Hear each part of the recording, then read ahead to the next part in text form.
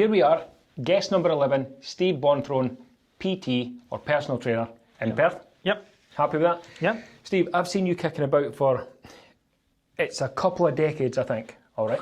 Probably. Yeah. I think it is, because I would have been about 18 when we were messing about living well. Oh, aye. So 18 back from 39 in a couple of days, 20 years easy.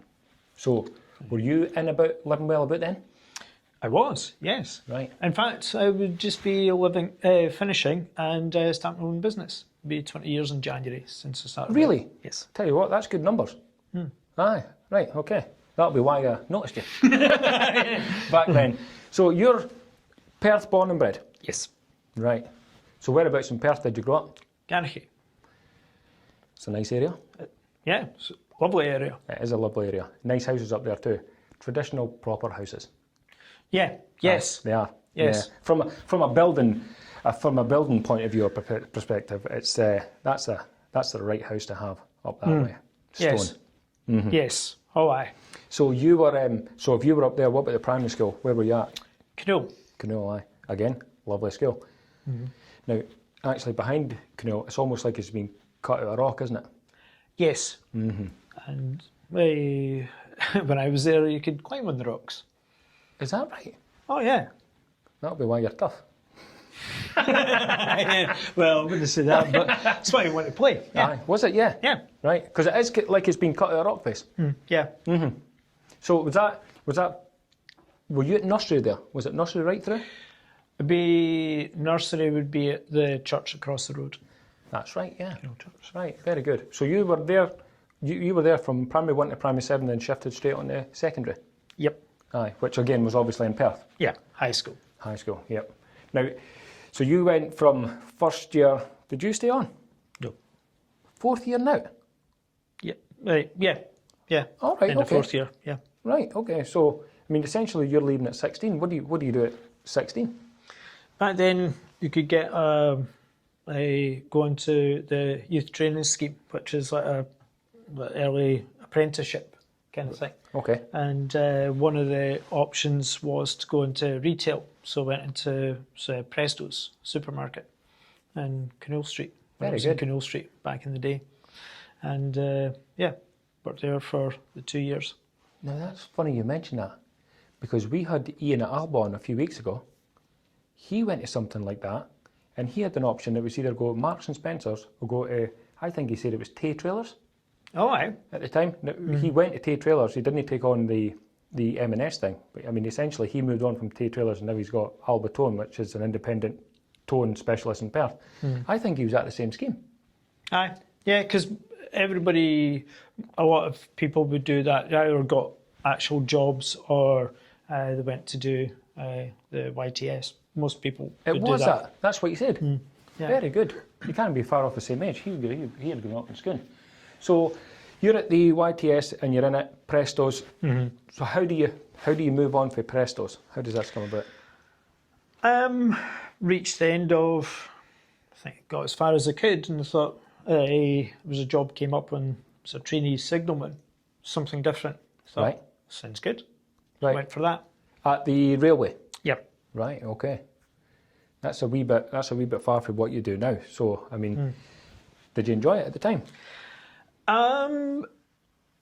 It was a novelty, shall we say. It wasn't. I'm glad that it didn't work out, Right. because it would have been stuck in the box for 8 hours on your Jack Jones.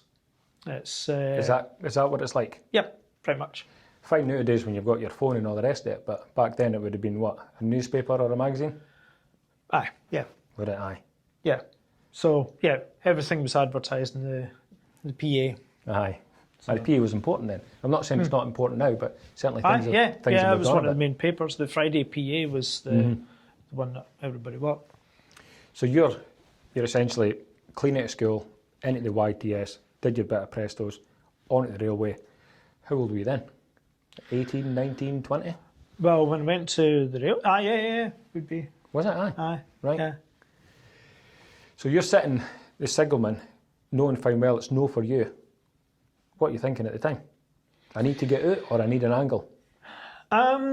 Well, it was through the training was about 6 months, and you do training in Glasgow, then do training in the box with other signalmen. But then it came to having to go to Glasgow to do a rules test. So it's like sitting in an office being quizzed by somebody, a senior person, and if it had been a written paper, I probably would have passed it no problem.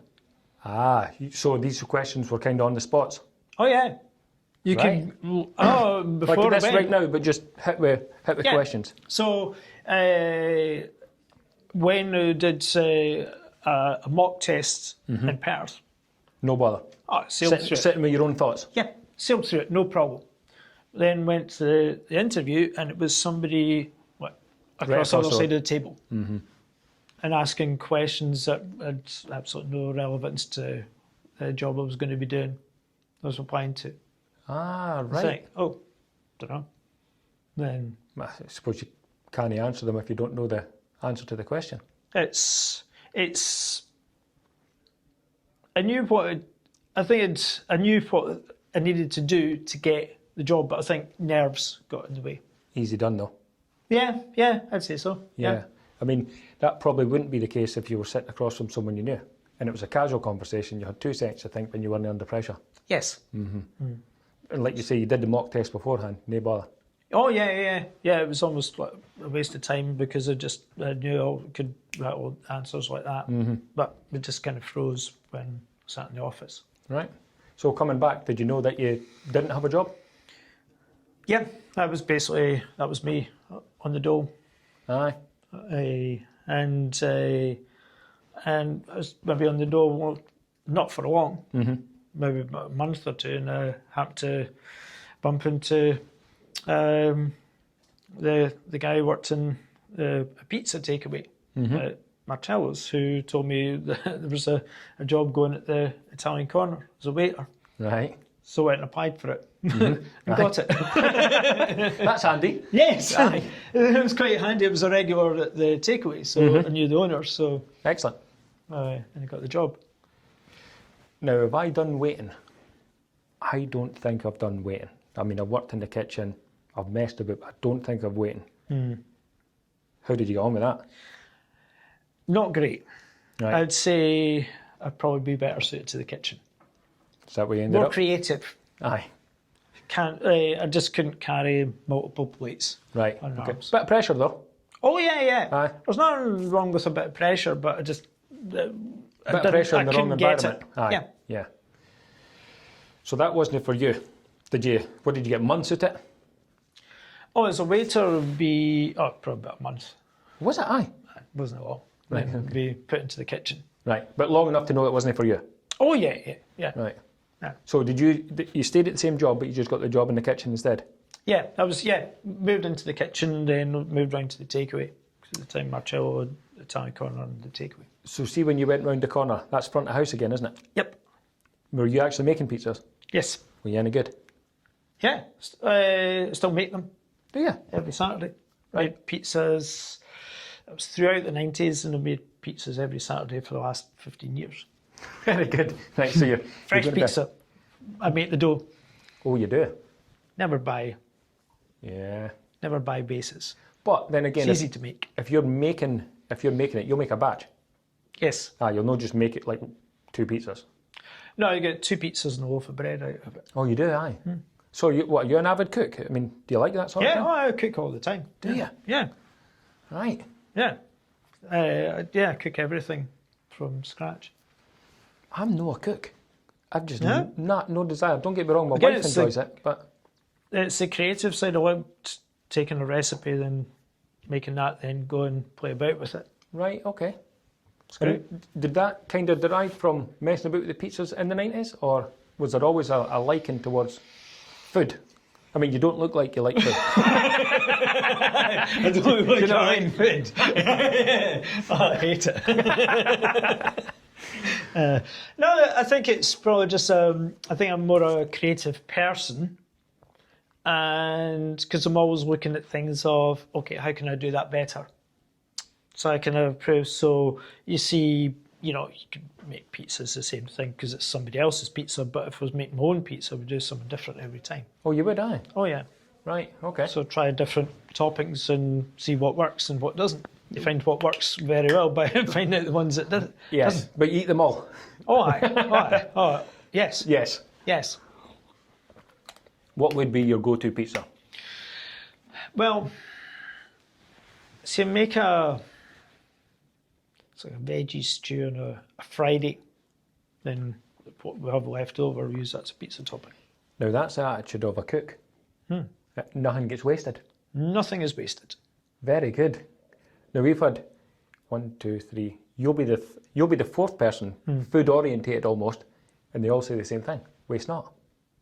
No, because you use something in pretty much everything. Well, actually, John from John Scones, right? I said to him when I was last at the market, "You've got loads going on here. Must puzzle your head." And he went, "No, but we're cooked." He said, "There's only about 4 items here." He said, "But when you take it from here and put it over there, and you use that over here, it's all the same. It's all the same ingredients, but we just deliver it differently, so we waste nothing." Yeah, that's funny. Yeah. Because you could look at a restaurant menu, how can you cope with all that? You know, but there's not a lot to it. No, there's not. No, it's almost like the same core ingredients. You just make some distribute it differently. Honestly, you're the fourth person on, and that's the exact same attitude. Waste not. I quite enjoy cooking. It's good fun to do. Yeah, it's a challenge. Then you think, okay, this is good. This is. Then you find what you like. Just make a big batch of it. Just make a batch, and like you say, use it on the Saturday on the pizzas. Now you mentioned veggie. Does that mean is that your main direction for food, or more so these days? I don't eat meat that much these days. All right, okay. More plant-based.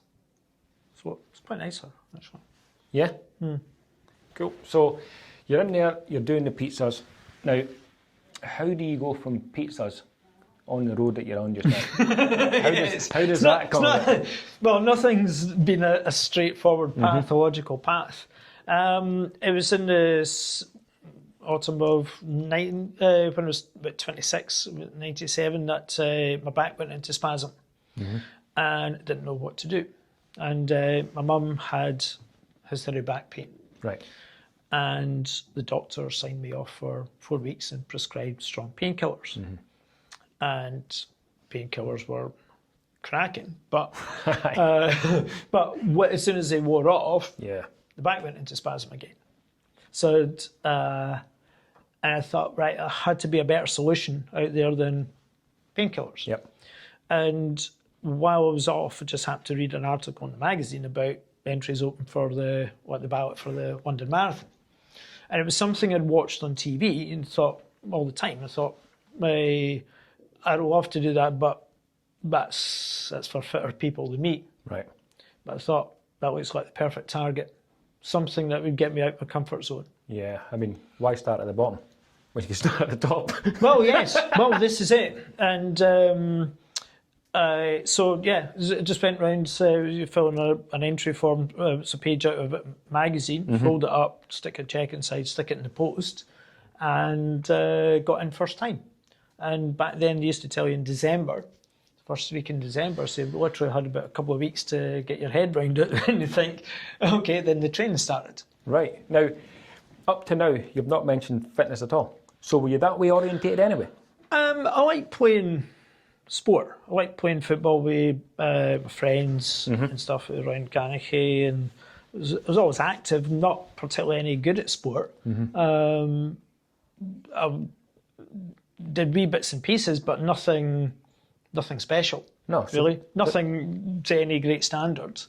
So, I mean, do you think whilst you're sitting there with the back pain, were you looking for a challenge, or did it just kind of catch your attention? Because that's the marathon popped out. I thought that's because I never knew how to enter a marathon. It would never have occurred to me had I not seen that. Fair enough. Article, and thought, yeah, that's the very thing.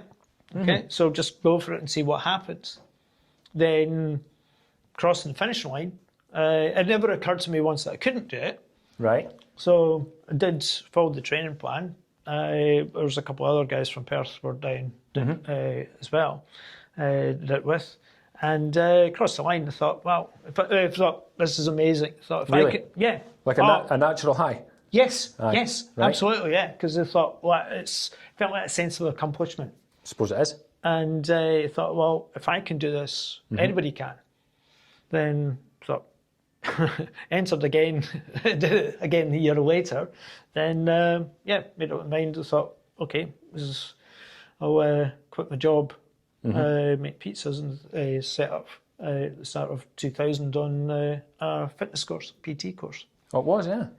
Right. Okay. So you had got to the point with the job, backs and bits, sitting down, the article come about you, not knowing how to go about it previously, found an avenue, took it on twice, and then knew you were on the road to something you enjoyed. Oh yeah, yes. Oh yeah, absolutely. Yeah, it was just like a totally different.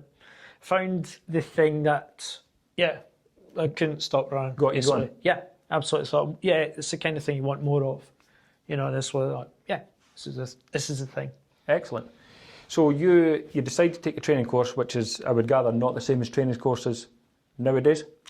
No, back then everything was before the internet was as big, basically. So I had to go to the training provider had to go to Trowbridge in Wiltshire for 3 months and to do the course. Right. So to do personal training and sports therapy, so massage and whatnot. Oh, it was? Yeah. Right, so when you come back after your 3 months, which direction do you go in then? Because you've got a wee bit training on your belt, but things are no as, I'm not going to say as accessible, but as easy as they make it look now. Throw a wee social media post out, maybe do a video, rent a room. You know, you didn't go down that road. No, you couldn't. Just go and work in the gym. And so personal trainers weren't really a big thing at that time. It was still something like, for more like rich people. It wasn't as accessible, so I went and worked in the Ivy Court gym in Perth. So that's where you go and get experience. Was it? Yeah. Now, see, when you were there, you were basically an employed, would you be a personal trainer? Gym instructor. Gym instructor. I knew there was another word for it. So were you allowed to do PTing on your own time? At the first gym, no. But when I went to Living Well, then yes. Okay. You could get to do that. Yeah, because I remember right early on, I mean, you're not stealing clients or customers by any means, but because it was so new, no one knew how to tread around it, Well, that's the thing, and it's basically having people who are already into exercise and who are already in the building who want that little bit of help. Yeah. So then just writing standard Very good. training programs. So Living Well were a wee bit more open. They're like the Yes. new age gym in it. So you're in there still a gym instructor. Yep. But taking your own PT classes. Now, were you allowed to do that there? Yeah. You were, yeah, aye. Yeah, because it was all it was done in house basically. So yeah, I could go and do it there. Good. So they had essentially opened the door up for the next step. Pretty much, yeah. Yeah. So you'd went for Ivy Court, where it was a wee bit more restricted, moved on to Living Well, where the doors were kind of opening a bit. Did that give you the sense of being like, maybe we could do this alone? Yes, it's when Living Well was sold to Bannatynes, essentially they wanted my job was being phased out, shall we say? Right. So the opportunity came in to become a personal trainer, Right. an external personal trainer. I was waiting to say that. Not with them, but externally. Yep. Right. Okay. So did you still do things for them at the time? I was I did take that route. Then I still taught classes for them as well. Right. Okay. So PT was just all 1-to-1 at that point. Very good. So you've come on a bit since then, anyway. Oh, and, yeah. And you found an avenue in which you're comfortable with. Yes. you find your niche. Yeah. I think you find the thing that actually interests you the most.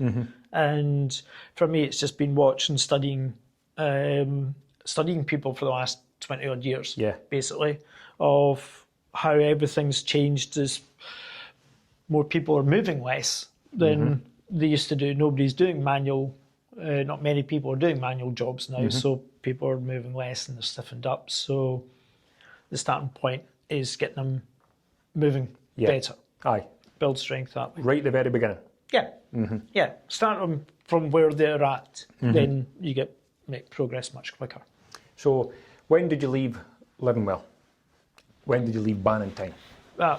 Left, it would be the start of 2006. Steve, that's nearly 20 years.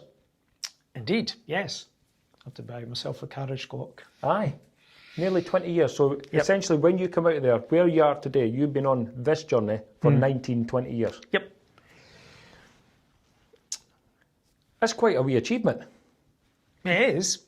You were in very early, PT and gym instructing, and you've come up from the bottom. Not only have you come up, you actually do something that you enjoy. Oh, yeah. It looks like you spend most of your time outside. Yep. And you'll have your own wee group sessions. Yeah. Yes. So I know what you do now because I see your social media. How did you get started? Again, things evolve. Then you find I started running groups probably about 18 years ago. Right, so let's go back then. You want to start a running group. How do you congregate people? How do you get them together? Because this is right early on. This was an interesting one because when I spoke to people about setting up a running group, they said, "Oh, I'm not quick enough," or "I don't want to hold everybody back." Aye.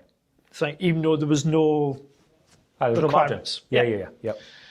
And so I thought, right, okay, well, what if started just assumed nobody's run before? Aye. Started from doing my own 0 to 5K program. Very good. Designed that. Very good. Because people think when you ask them to join something, you join it because they've got talent and there's an expectation. Yes. But you wanted, again, even like you do now, your motivation thing or your mobility thing is you want people right at the beginning. And you want people right at the beginning of a journey then. Yes, because it was an easier place to assume to start from. So there's the criteria. So right, if you've never run before, don't worry, this is a place to be. Then nobody won't be holding back. It's no competition. Yeah. Well, what they used to do in the army is the slowest person would go at the front. Oh yeah. You know, but the problem with that is the slowest person at the front feels the pressure for the people at the back. You know, to get going. I designed it differently because I used to take out people as running groups, and when I was there was quite the gap between the person at the back and the person at the front. Yes. So I was running about twice the distance, 3 times the distance that everybody else. Yes, and it was impossible. Yeah. So I designed it in such a way where it was just a series of drills, and which I still do to this day. And that one was designed to do it in 5 weeks. All right, so it's a 0 to 5K? Yeah. And eventually I actually dropped it to 4 because 5 was too long. Okay. And because the couch to 5K is 9 weeks, I think. Is this the name of the programme? The main couch to 5K program that's out there that a lot of people do, it takes 9 weeks. I was able to do it in 4. And depend on the person, you could probably do it in about 3. Right, okay. But it's just going by how it feels, how you feel. So the client, you call them clients? Mm-hmm. Right, Yep. So the clients you have, do they vary in age as well? Yes. There's certainly more. I did work with people from about 17 to about 80. There's one guy I was working with, he's just turned 83. And he was still doing press-ups, full press-ups. Even his wife were still doing everything what they've done for the last 10 years. Yeah. So they were doing things that a lot of younger people couldn't do. Yeah. Because press-ups and pull-ups, that's, for anyone, it's quite an achievement. I know guys that can go to the gym, can't pull their own weight. You know, I mean, they're obviously concentrating on the muscles, but they'll get to the pull-up bar and they're no use. You know, It's it's technique. yeah. It comes down to technique, not strength. Funny you mentioned technique, because you're all about technique. Yes. Mobility. I Yes. mean, there's a whole cloud really that you deal with. You're not want to deal with. I'm not going to say you didn't want to deal with high-end performance, but you like getting to the very basics of natural movement again.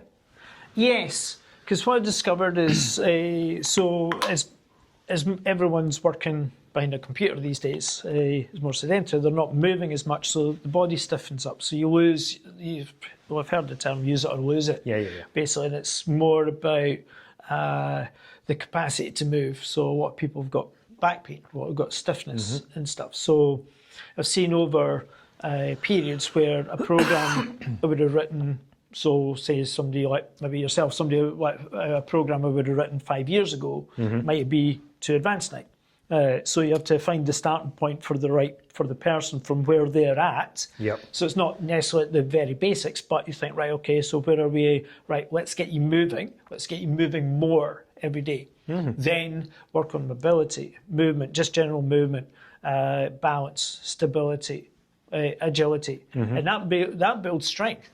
That's where strength comes from. So without doing cardio, without doing even weight training, you're doing strength training. Natural weighted strength. Yeah. Yeah. Which is exactly what a child does, Yes. Yes. but we forget. And things like crawling, climbing, doing forward rolls. Yeah. Amazing exercises. Cartwheels. Superb. This is what you work with Oh, your yeah, clients. yeah. I mean, some people will be like, Well, it depends on who's of course. person to person, because everyone's different. So you go with what they want. Not, yeah, because I saw you the other just day, do you the did a upsell. video where you were essentially just, I'm going to say, playing with a ball in the street. yeah, tennis ball, wonderful.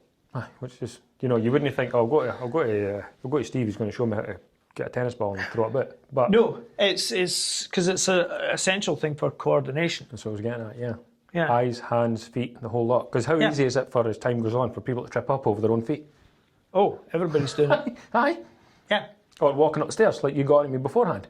But Yeah. able to lift your knees up. yeah, yeah. It's a lot of thing. A lot of people struggle with because they're not actually doing these movements. Now, what prompted you to get back to the basics though? Because what you teach is, you know, people would maybe look for the outside and be like, why would I pay for that? That's all natural movements. But I would guess people pay for it because they forget about it. They forget about the natural stuff. Yes, because it's just something that's not necessarily been taught. They're like anything else. We've all been like it gets sold on, you know, fancy equipment in the gym, which is great. Aye. Yep. It's lovely, but there's an option where you could actually achieve the same outdoors. Well, I was walking down the the waterfront one time. You were down as well. I had a quick conversation, but you were at the other side of the path and I was at my side, and we were walking on the path. And then you got me to the other side and you said you need to lift your knees a wee bit, and you're training lifting your knees and you're leaning forward. I can't see that, remember? I'm not walking next to a mirror. I cannot see that. That needs to be seen from an experienced set of eyes, because there's many people that see me and didn't notice it. Yes, well, so I would look at an individual, how they move. You need to be a fly on the wall.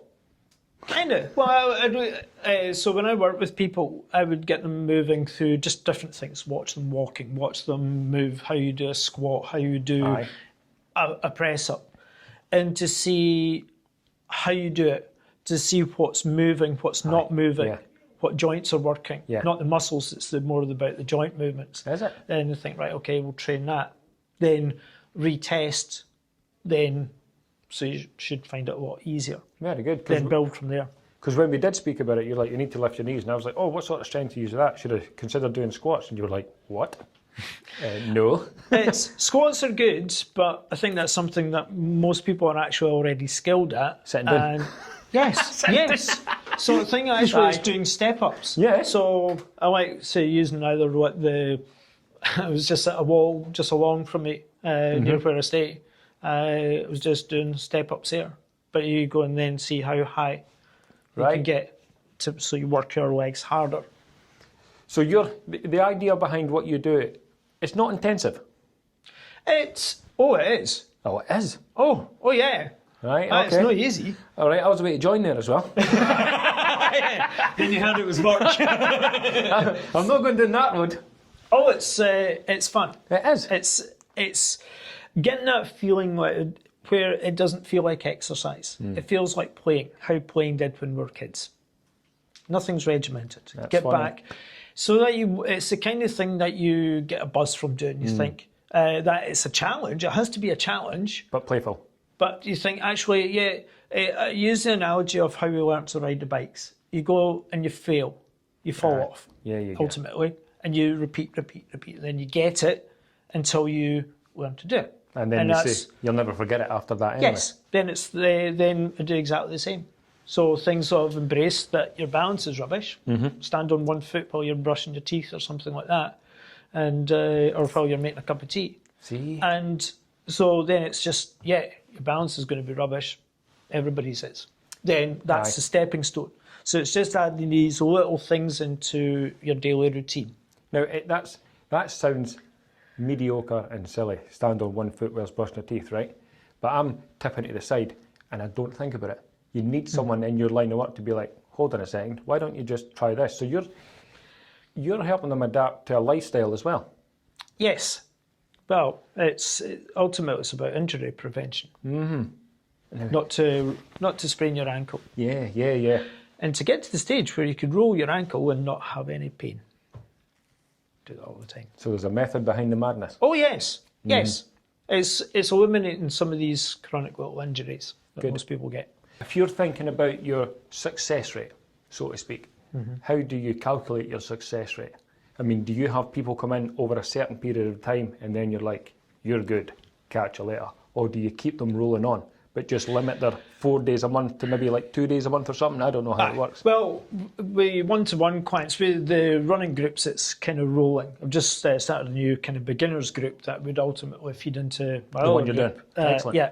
And then with one-to-one clients, we'll do like a 12-month program.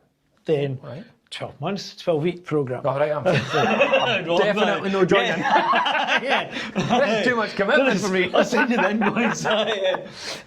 12 months would be great. But a 12-week program, then at the end of that, we'd probably keep going or either keep going as it is or less frequent, because ultimately I want them to be able to go and do it, not rather than just doing what I say. Right, okay. Because it's one thing me just saying, right, okay, do this, this and this, but it's a constant evolution. So every couple of weeks, every week you're looking at how you're performing the exercises. Right, okay, let's raise the bar a little higher. Okay, right. Try this. So you're constantly challenging yourself. So you'll get them in a position where you're like, see if we can just maintain this, like a maintenance program. And then, like you say, they're welcome to come in and do the running club or whatever else. So when they come to you, they're not stuck to you for life. You're getting them to a position that they're a bit more confident and a bit more agile. So that's the ultimate thing. It's building confidence, helping them feel better about themselves. It's not so much looking like an Instagram model or losing X amount of weight. It's more about having the confidence to go and do something that they didn't think they could do. You know, and that's a constant. Well, it's just being able to do take people to do full press ups on the floor, or I don't know, just not moving, being able to move without their back going out, etc. But just being able to enjoy it, being active again, the impact that has on everything else in their life. Yeah, everything else. It's not just about what's in to do with fitness. It's more about how the rest of their life feels. Yeah, because it's funny, because once you get into a wee bit of fitness, let's pretend you don't do any, and then you get into a wee bit, it's murder. It's murder to get going. But then all of a sudden you're like, I'll tell you what, this is no bad. Well, this is the thing, it's not about trying not to kill people from the start. This is, by the way, that's very important. Yes, it's about finding something, again, it's something that feels enjoyable, which is pretty much, I'd say, is the standard across everything I do. Between running, it's making it feel enjoyable first, then Up the standard, Yeah. the standard. Yeah. So it's feeling like it's not just like about doing here's some light things to go and start doing. No, it doesn't matter what age or where you're at. It's finding something that challenges you, but you think, yeah, I want to go and I want to just for your own self. I want to get better at that. I'm not very good, but I want to get better at that. But it's just almost take to the edge of your abilities. It's right. Okay, let's raise the bar a little higher. Let's keep pushing, and just keep going like that. And the progress is huge. Aye. Yep. Now it's funny because you mentioned about pushing yourself. You were actually quite up in age when you started pushing yourself. Yeah.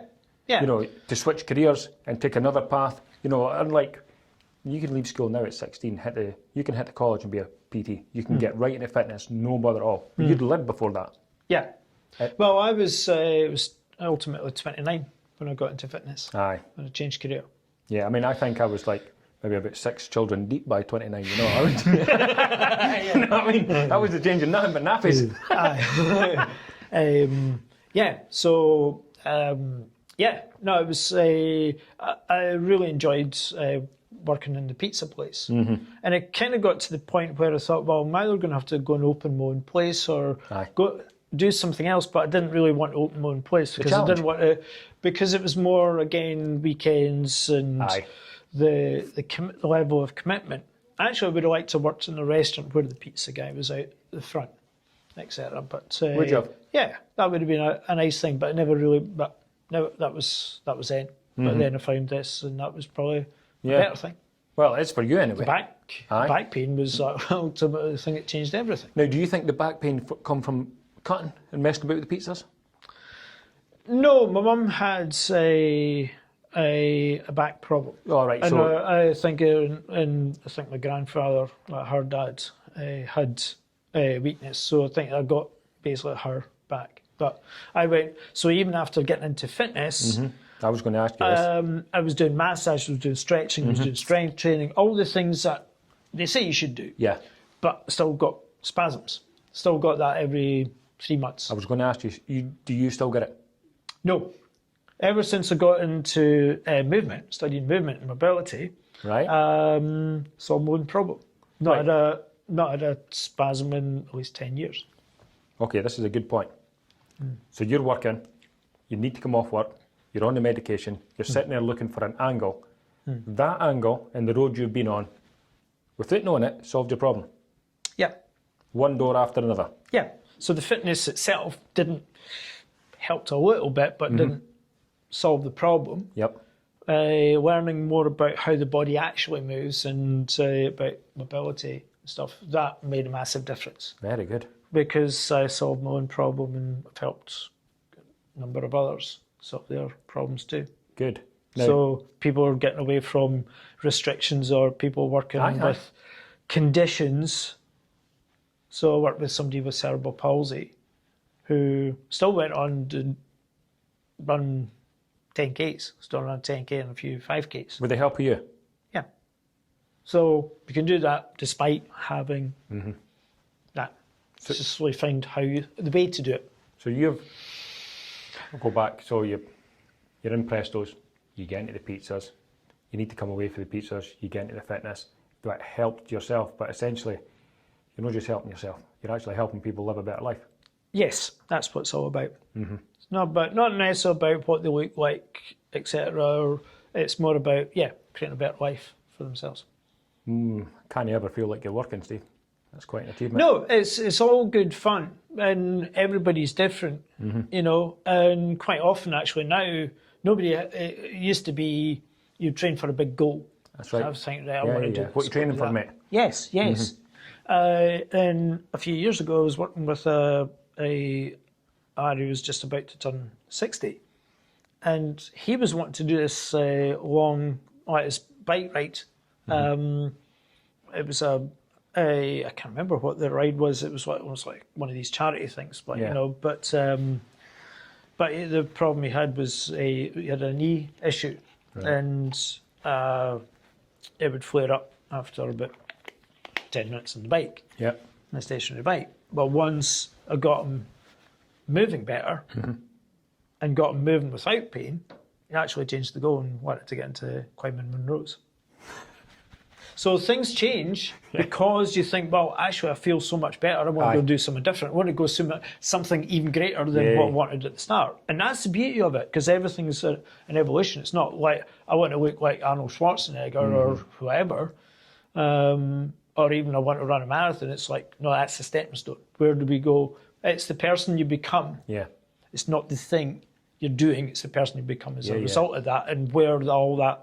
Yeah, and that comes through feeling good, getting confident, being a bit more mobile, so to speak. Yes, absolutely. Yeah.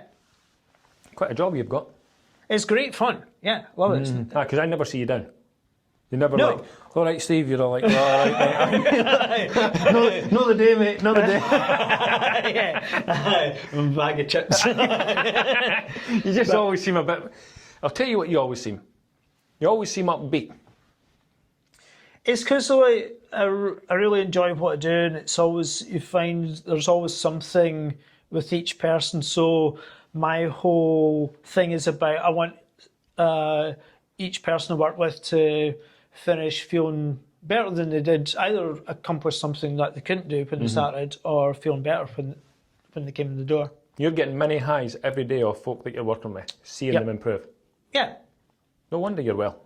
Even actually running groups, like getting people to do things, I don't tell them what they're going to do until after they've done it, because I want them to feel it for themselves. Yeah. Because what I discovered a few years back was telling a client this exercise would do this. Yeah. Then when I said, right, okay, how is that? Or then they would just repeat back to what I said. And thought, right, that doesn't tell me anything. Okay. So, and especially with discovering with people with back pain.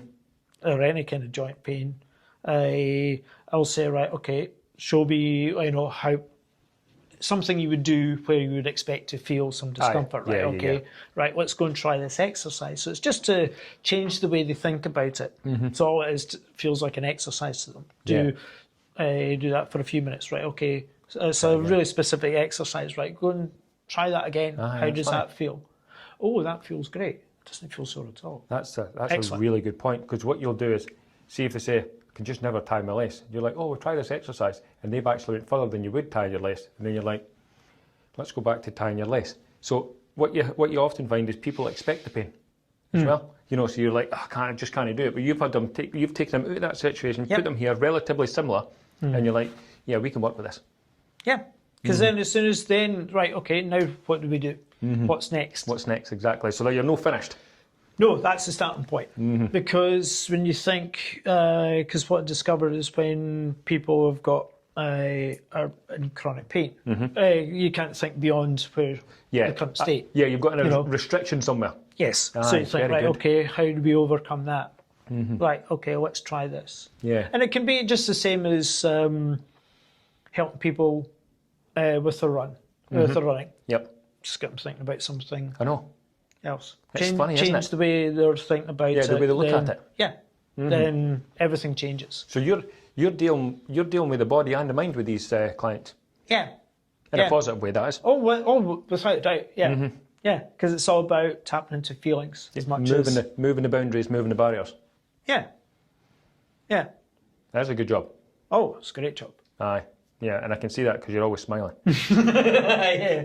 Well, that's it. It's getting to do something that you enjoy doing, and it's not something that don't think I've ever had the day where I've thought, I have to do this.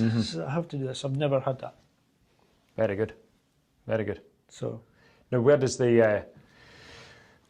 Bonthrone, PT or personal trainer, where does it go from here after near 20 years? I don't know. Even better. No restrictions at all. Just... Yep. You constantly look to evolve and say, right, okay, because there's more personal trainers now than there's ever before. Aye. That's fine, that's great. As long as they're helping. As long as they're helping, it's all good. So you kind of think, well, what's... again, it comes back to finding your niche. And you think, right, okay, so you just... you keep doing that. Yeah. So in a way, runners want to help more runners and want to help people who've turned 50 and think, oh gosh. So we're just 50, this is what happens and all the rest of it. And think, well, I want to help people who become the kind of people who are doing amazing things at 90 and plus. Right, so Keep going. Keep going. Yeah. Very good. Keep going until it's time to, I'll know it's when it's time to stop. Yeah, when it's time to stop, you'll probably just work your way into being like active anyway. Can't see you stopping. Oh, no. I could quite happily lie in a sun lounger on the beach for a week, but after that, I get a bit, after the day, I just go, then I'll go and start running and then go and start swimming and stuff like that. Yeah. But yeah, no, it's just keep going. Good. Then see what happens. Quite happy with that? Oh yeah. Yeah, good. So we're at number 11, Steve Bonthrone, PT or personal trainer in Perth. He doesn't have a job, he has a lifestyle. Yes. Thank you. Yeah. Cheers. Excellent.